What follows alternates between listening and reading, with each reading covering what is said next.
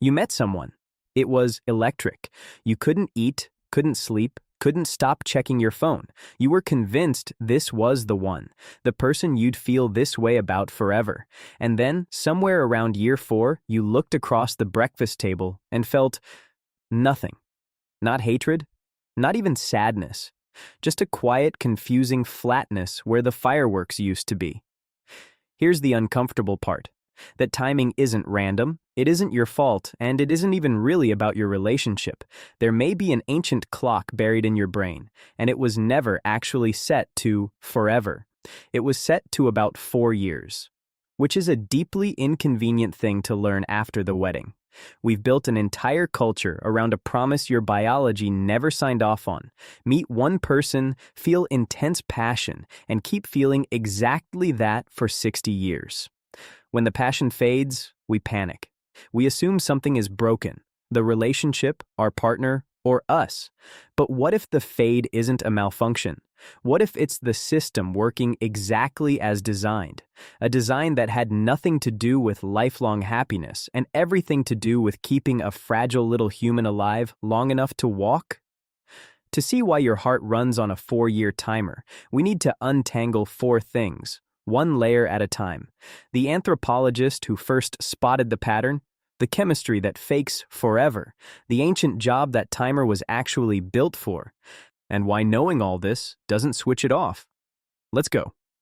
In the late 1980s, an anthropologist named Helen Fisher did something almost no one had bothered to do.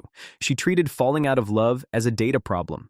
She pulled divorce records from dozens of countries across the United Nations data, wildly different cultures, religions, and laws, and looked for a shape. And a shape showed up.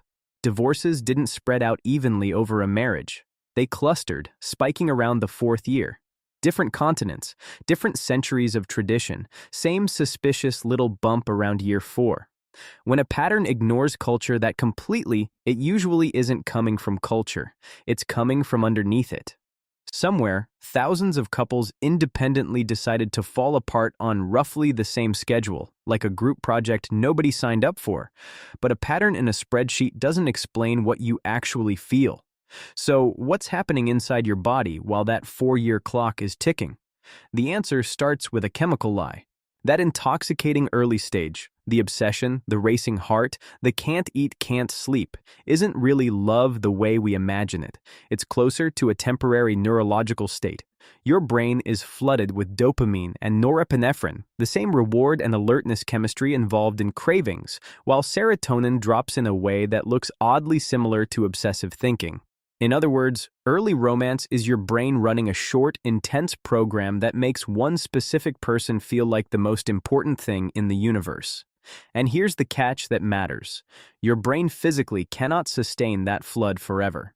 It's metabolically expensive, and frankly, it would be dangerous. You cannot spend 3 decades unable to eat or concentrate. So the system is built to wind down.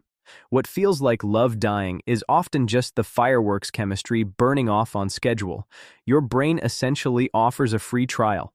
The fireworks are the trial. Nobody reads the terms. But the chemistry fades still sounds like a bug, a cruel one.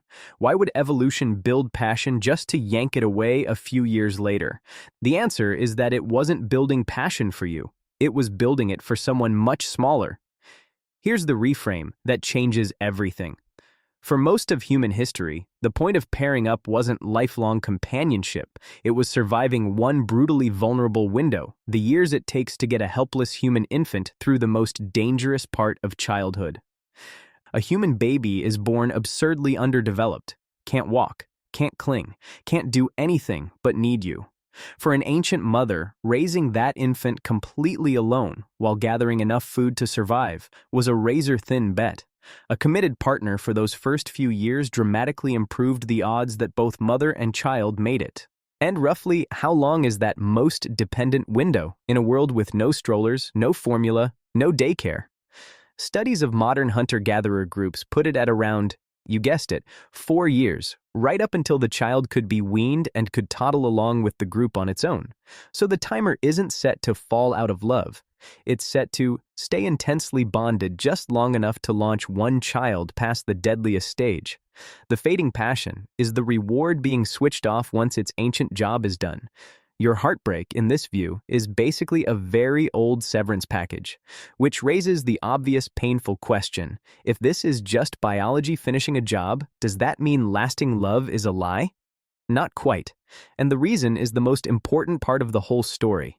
Here's what the 4-year timer does not mean: that you're doomed, or that every relationship has an expiry date stamped on it. Because that first flood of chemistry was never the only kind of love your brain can make. Fisher and others describe a second system entirely: attachment. It runs on different chemistry. Think oxytocin and vasopressin, the calm, steady bonding signals, and it doesn't spike and crash the way passion does. It's quieter. It's the difference between "I can't breathe when you're not here" and "I feel safe when you are." The couples who last aren't the ones who somehow keep the fireworks burning for 60 years. Nobody does that. They're the ones who cross the bridge from the passion system to the attachment system before the first one fully switches off. The 4-year dip isn't the end of love. It's the handoff. Most people just mistake the handoff for a breakup.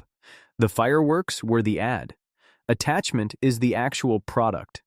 Step back and the whole thing looks less like a flaw and more like ancient engineering. You are running 2 different love programs, written for a world of small bands and vulnerable infants, on top of a modern life that expects one person to be your spark, your co-parent, your best friend, and your business partner for 60 uninterrupted years. That's not a promise your biology broke. It's a promise your biology never made. The fade at year 4 isn't proof that love is fake. It's proof that the first, loudest kind of love was always meant to be temporary, a booster rocket that burns hot, does its job, and drops away so the quieter engine can take over. So the next time the fireworks dim and that flat, confusing quiet sets in, that's not necessarily the sound of love ending. It might be the sound of one ancient program handing the controls to another. A booster rocket, 4 years old, falling away exactly on schedule, right as the engine built to actually go the distance is meant to switch on. Whether you make it across that bridge is a different story, but at least now you know the dip was never a verdict. And if your brain runs a hidden timer on when you love someone, it runs an even stranger program on who you fall for in the first place. One that keeps steering smart people straight toward the exact wrong partner, again and again. Why your brain keeps picking the wrong person is the next one.